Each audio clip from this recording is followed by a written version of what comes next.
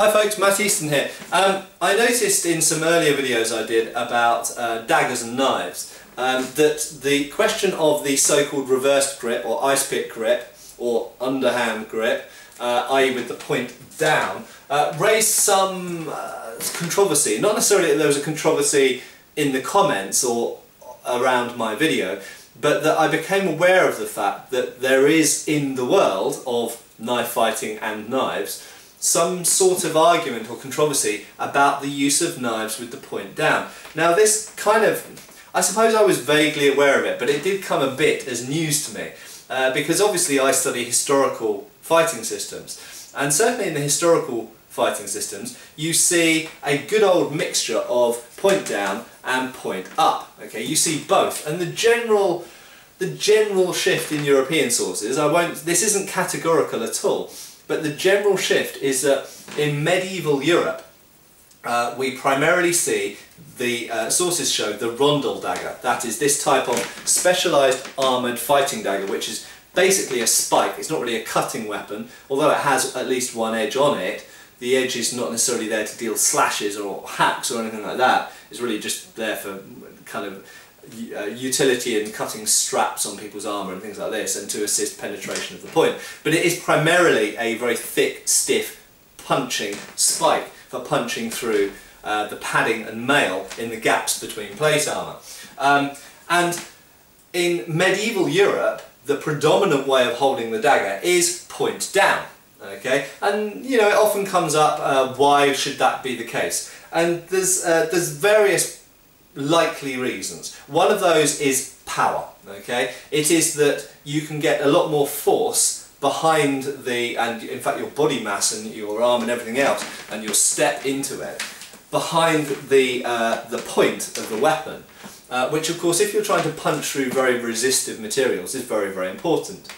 Another thing is that often when you've drawn the dagger out, okay, and bear in mind that often you'll be using the Rundle Dagger in armour, when you've drawn it out you'll often be at point blank range already. You won't be starting at like dueling distance, like you're knife fighting in a Bowie knife duel or in some kind of, you know, 1950s kind of musical like West Side Story or something. You're not there standing you know, 10 feet away from the opponent and sort of doing this. Instead, the point at which you've got the dagger out, the person is there, and at this distance you can often use the blade point down in more useful ways than if you had it this way, where you've got to get your elbow back, and you can end up in much more constricted positions.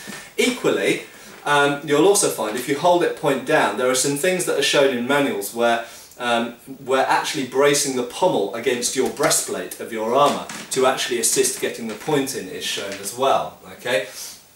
Also, and this is very important, hooking. Okay, so there are a number of there's a very large number, in fact, of techniques in medieval European treatises where the dagger is used not simply as a stabbing implement, but as a grappling aid. Okay, to hook the person's limbs, even between their legs. Between their legs and behind the leg, or behind the knee, or inside of the elbow, or into the wrist to assist with disarms, or put them in arm locks, or throw them on the floor, even behind the neck to throw them, all things like this. So it's used as a stabbing point and as a hook, but incidentally it is worth also mentioning that the medieval European sources do also show it used point up as well. Okay, and they show techniques for both and techniques against both. Now, for whatever reason, there is a general shift from the window of what we see in the treatises, from predominantly point down, probably you're talking about 80% point down, 20% point up in the medieval sources, to when you get into the 16th century, you've got certain treatises that deal with the use of the knife, both the sort of Bolognese tradition. George Silver has some stuff to do, so you're looking at Marozzo, George Silver, and then some of the rapier treatises also deal briefly, for the most part, with the use of the knife, and most of them show it point up. Okay, so in actual fact, within the corpus of the European manuals, if we just take them from you know, like 1400 AD through to 1700 AD, there is a proportional change from predominantly point down to predominantly point up. However, you never completely lose point up or point down in either of those periods. You can see both right across the periods. So going back to my original point, that for me it was surprising to see that there was any controversy about a point down use of the dagger, because it's in the European sources, point down and point up are shown plentifully in both. And as we know, as most of you, if you're watching this video and you have any interest in knife fighting, will know, in the 20th century there were lots of manuals written around the First World War and Second World War and in those interwar years, and then there were a number of manuals written in the 1950s as well that looked at the use of the knife or the bayonet in the hand for both combatives in war and also for self-defence and even police applications to an extent, in the fact that the Sykes-Fairbairn dagger and its tradition kind of came out of the Shanghai police and so on and so forth. So, and in those, usually, pretty much, the knife is held point up. However, there are still examples of the dagger being used point down in modern sources. And of course, looking outside of Europe and America, if we look at Filipino martial arts famously do a lot of point down stuff in Kali and Arnis and such like. So there is a lot of point down stuff, but equally there's quite a lot of point up stuff as well. So really, if we look around the world, and it's the same thing if you look at Indian sources, if you look at the khanjar or you know, very short bladed items used in India, you can see it both used point up and point down quite prominently in both cases. And indeed, if you look at the Middle Eastern sources with the use of the jambia, jambia is shown in right away from medieval Furusaya artwork from the 13th, 14th century all the way through to modern times. The Arabic knife and Persian knives are shown used both point up and point down. Okay, so to my thinking, there's no real controversy there. Holding the knife point up has a clear advantage of range, generally speaking. Holding it point down, I would say, generally has the advantage of power.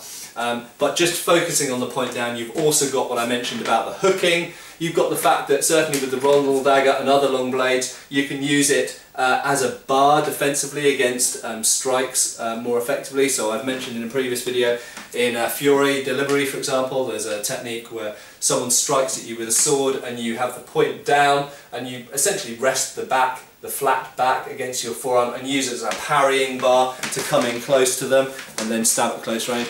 And other advantages of the point down are that it's very useful when you're in very, very close. You can get some really, really extreme angles from there. And indeed, there's the other consideration of which way round the edge is. So to just change that double-edged dagger, of course, it's not an issue because you've got both edges. But of course, if you're holding it point down, you can slash that way, or indeed you can hook and slash that way. And if you're doing these if you're defending with the knife, so if someone swings something in here and I hook their arm, grab their arm here, you can cut the arm that way, or indeed if you've got the edge that way, you can cut them with the front edge. So if you've got a single-edged knife, many techniques are governed by whether you've got the edge out or the edge in, but if you've got a double-edged knife or dagger, then of course you can do either of those things, but you can't rest it against your arm very comfortably. So there's all kind of positives and negatives for all these different things. So to conclude, point up, point down, you see general tendencies or preferences for one or the other in certain places at certain times, but as far as I've seen from Middle Eastern, Asian and European and indeed African sources from across a wide period of history, it's very clear that knives and daggers have been used point up and point down in a very widespread fashion in many different ways. Okay, edge out and edge in. Okay, cheers.